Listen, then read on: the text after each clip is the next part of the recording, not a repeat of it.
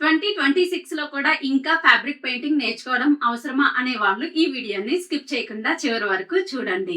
ఈ beautiful art work చూస్తున్నారు కదా, ఇది ఒక డిజిటల్ ప్రింట్ కాదు, ఇది ఒక మెషిన్ క్రియేట్ చేసిన డిజైన్ కూడా కాదు.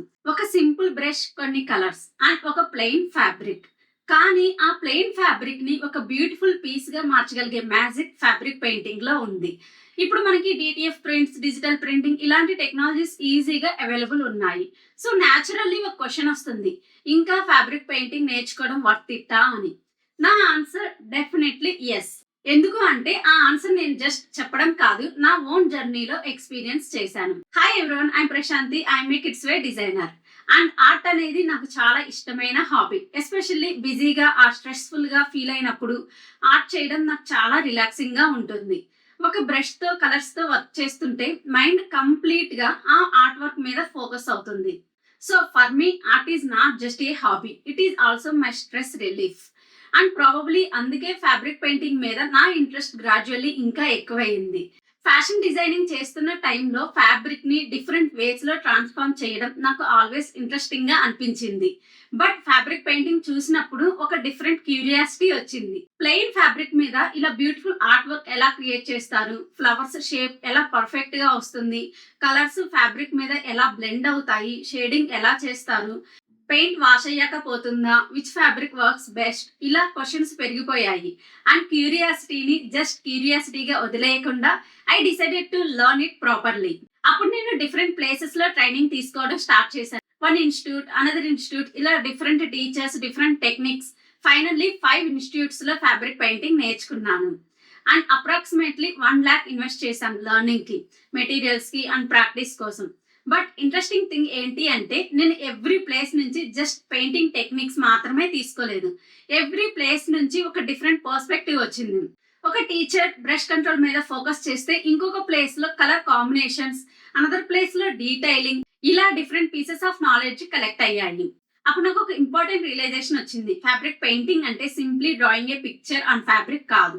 It is a combination of fabric knowledge, paint knowledge, brush control, colour understanding, design sense, patience and practice.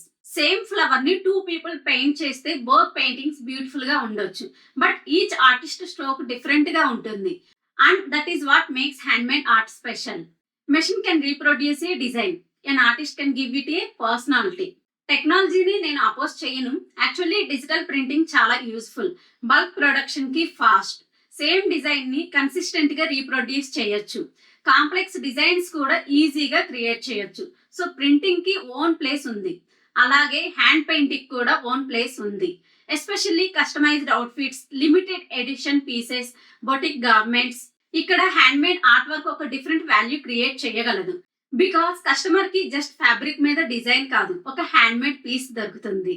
Especially నేను కిడ్స్ వేర్ డిజైనర్ కాబట్టి ఫ్యాబ్రిక్ పెయింటింగ్ ని కిడ్స్ వేర్ తో కంబైన్ చేయడం నాకు చాలా ఎక్సైటింగ్ గా అనిపించింది.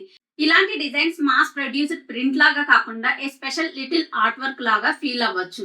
అండ్ అదే డైరెక్షన్ లో నేను ఎక్స్ప్లోర్ చేయాలి అనుకున్నాను.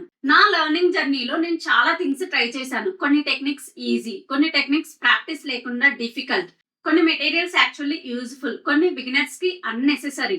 అండ్ ఈ జర్నీలో నేను నేర్చుకున్న ప్రాక్టికల్ పాయింట్స్ ని జస్ట్ నా దగ్గర ఉంచుకోకుండా మీతో షేర్ చేయాలి అని అనిపించింది. ఎస్పెషల్లీ ఫ్యాబ్రిక్ పెయింటింగ్ స్టార్ట్ చేయాలి అనుకునే బిగినర్స్ కి స్టార్టింగ్ పాయింట్ క్లియర్ గా ఉండాలి. ఏం కొనాలి, ఎలా ప్రాక్టీస్ చేయాలి, కామన్ మిస్టేక్స్ ఏంటి, డిఫరెంట్ టెక్నిక్స్ ఎలా వర్క్ అవుతాయి, ఇలా ప్రాక్టికల్ థింగ్స్ అన్ని మన సిరీస్ లో కవర్ చేద్దాం.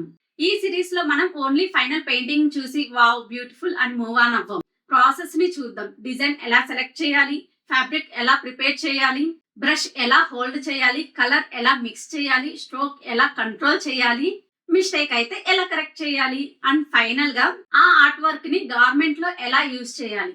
సో మనం పెయింటింగ్ ని ఫ్యాషన్ తో కనెక్ట్ చేస్తాం. మన జర్నీ వెరీ బేసిక్ లెవెల్ నుంచి స్టార్ట్ అవుతుంది. ఫస్ట్ మనం ఫ్యాబ్రిక్ పెయింటింగ్ ఫండమెంటల్స్ నేర్చుకుంటాము. Then flowers, leaves, shading, blending, different decorative techniques, తర్వాత fabric painting, Thanjavur painting, figure painting, one stroke painting, ఇవన్నీ కూడా నేను క్లియర్ గా డీటెయిల్డ్ గా బిగినర్స్ కూడా అర్థమయ్యేలాగా ఎక్స్ప్లెయిన్ చేస్తాను. సో మీరు కంప్లీట్ బిగినర్ అయినా పర్లేదు, మనం స్టెప్ బై స్టెప్ గా ప్రోగ్రెస్ అవుదాం. యాక్చువల్లీ నేను ఈ సిరీస్ స్టార్ట్ చేస్తున్న రీజన్ లో వన్ ఇంపార్టెంట్ థింగ్ ఉంది.